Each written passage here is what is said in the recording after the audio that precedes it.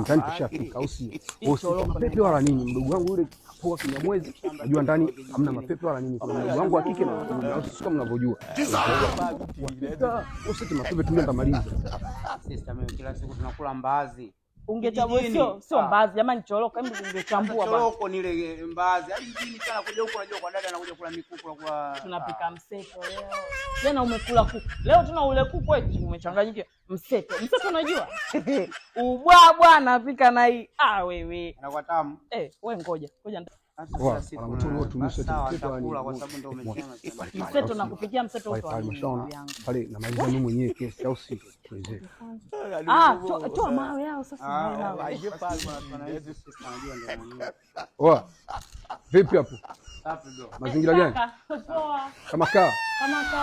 Karibu na mganga kwani kuna nini? Oa, sikiliza wewe kaka kimya. Wewe. Suzi. Kaka.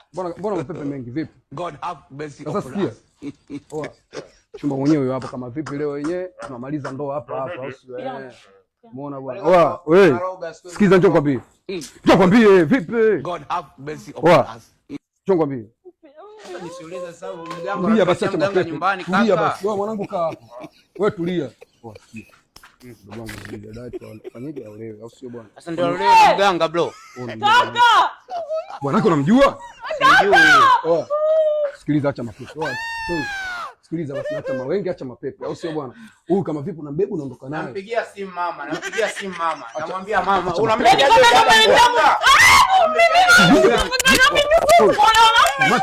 Kamata ondoka naye. Mama. Nakufa mimi jamani nakufa. Kama nilikwambia